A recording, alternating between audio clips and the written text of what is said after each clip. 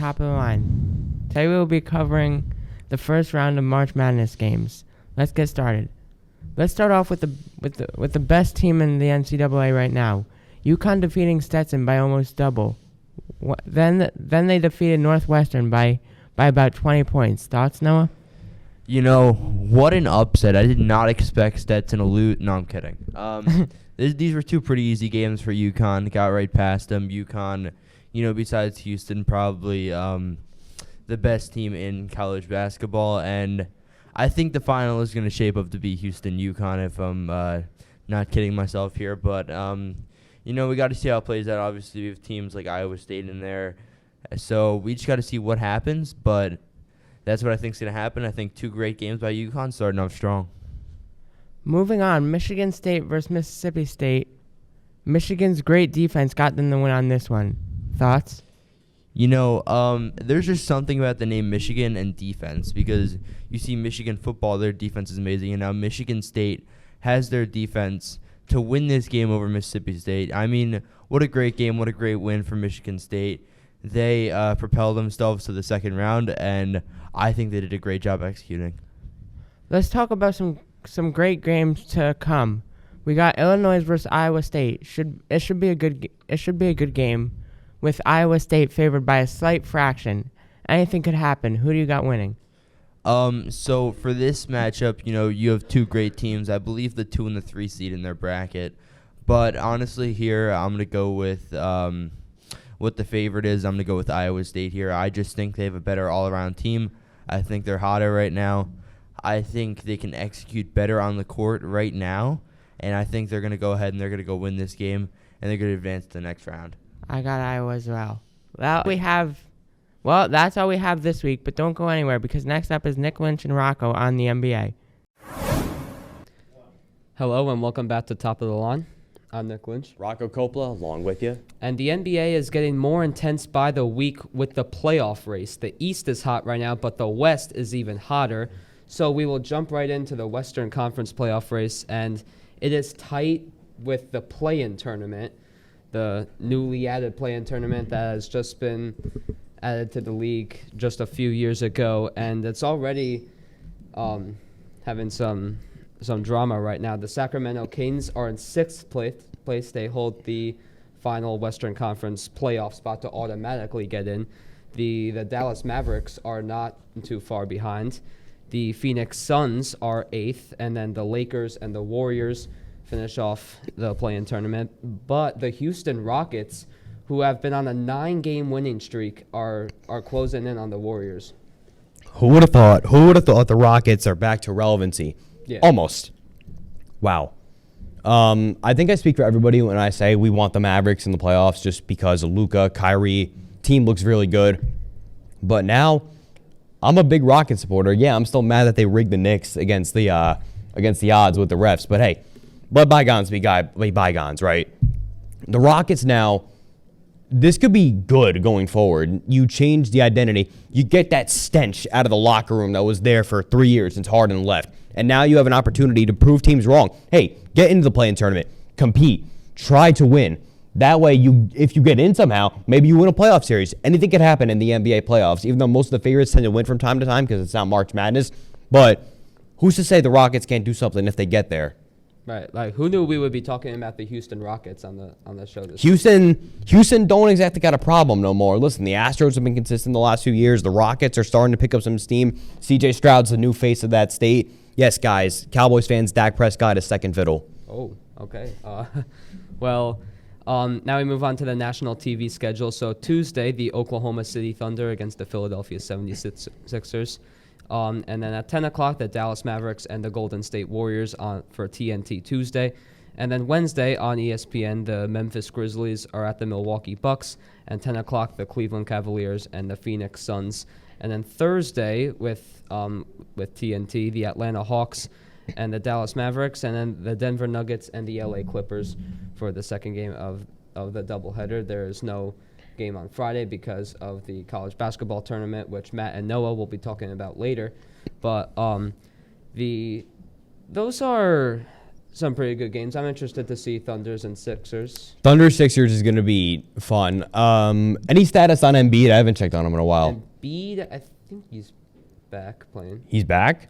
Um, All I heard from the media was talking about how his career was over, or that how his ankle just snapped in half, even though I think it was a knee injury, if I'm not wrong. I could be wrong. I haven't checked in on Embiid in some time. But the Thunder, wow. I look at the Thunder, and they're fun to watch. Gilgeous-Alexander is a top 5 point guard, in my opinion. He's up there with Luka, Brunson, and probably another person that I'm missing. There's a lot of good point guards in this league. I think the Thunder could go far in the playoffs this year. And I believe now they've set themselves a foundation since they had that big team years ago with Durant and Westbrook. But hey, who's to say they can't do damage in the playoffs either? They're a top 2 seed for a reason. I think them and the Wolves are really just the toughest in the West right now. I agree. But the Nuggets still lead the West, so we will see. But Can't forget about Joker, guys. Don't forget about Joker. Nikola Jokic, yes.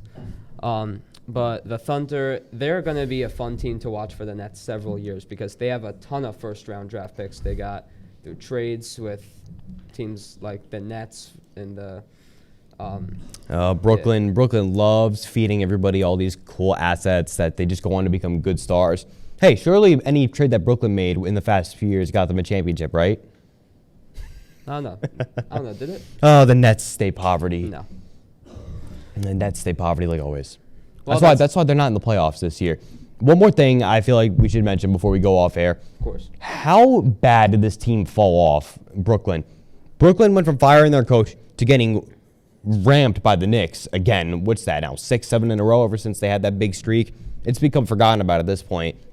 All that talk with the Nets being the face of New York, it's gone now. Anything that they had is over. Now I think in just the Nets, years. Mikal Bridges, face of the franchise. Mikal Bridges is mid. That's the truth. You're not going to win a championship with him. The Nets need to just start over, tank next season if you really want, because there's nowhere that they're going to go but down. Well, that's it for us on the NBA today here on Top of the Line. But up next, Marco and Andrew will talk about the world of soccer on Top of the Line. Hello, I'm Marco Baldino. And I am Andrew Mirzaaghasi. And this is going to be kind of a quick segment because we don't have much to say, but it is the international break. But we do have a few things to say about the Nations League final and some transfer news. Yep, so for our National League finals, we have U.S. versus Mexico, and the United States wins the National League finals for their 3rd time in a row, and it's against Mexico 2-0. And they continue their dominance in the Nations League and like in CONCACAF, and you could say USA owns CONCACAF now. Yeah, and, you could say that. And like they're just always they keep beating Mexico like time after time. Like I remember last time Mexico beat USA. Honestly, I'm not really that surprised that we're doing really this good. 3 consecutive wins in a row. I believe that the first win came for Mexico as well. It was 3-2, and then they won against Canada surprisingly 2-0. And now this time they beat Mexico 2-0. Third Nations League final in a row, yep. Yep, 3rd time in a row, and I am proud of them, and they are doing this country justice by showing that. Yeah, and let's talk about this game. The USA win 2-0 in a great match. And first of all, like in the first half, it was a bit sloppy most of all. But towards the end of the first half, Tyler Adams from like 30 yards out, an absolute rocket. He absolutely destroys it and scores one for USA. So that was a very good goal. Yeah, and Tyler Adams back from injury. It's good to see him starting. Yeah, it's good to see him start, and he started off with a blast because he immediately went for it and he scored it. Then we had Giovanni Reyna as well, which he would also score, securing the victory most of all. And in this game, there was going to be a possible penalty for Mexico for a penalty kick. But after looking at the footage, you could obviously tell it was not going to happen. It was an absolute dive, and then the player deserved the yellow. And then, USA just easily shut them out. Yeah, USA easily shut them out. I'm glad that we've won. Yeah. Most of all. So what do we have for transfer news? So Chelsea, I feel, are favorites to sign Napoli's striker Osimhen, which I feel like could be like the blockbuster deal this summer. But yeah, I think he's most likely to go to Chelsea. I'm pretty sure he was even a Chelsea fan when he was younger. That sounds pretty interesting. Yeah. Do you think it will help improve the team if he joins possibly? Or yeah, I mean, I feel like he definitely would. Hopefully, it's just not like another Chelsea striker curse, like it has been for like a long time, but hopefully he could really contribute. All right, that's probably good to hear. I heard that Man United are keen on defender Bremer. Yeah, Juventus' strong defender, Bremer, which I think he's been doing really good at Juventus. But Man United are going to need a new center back soon. Why is that? Well, I feel like, I actually don't know. I think there's going to be like an opening, though, for like a new starting center back.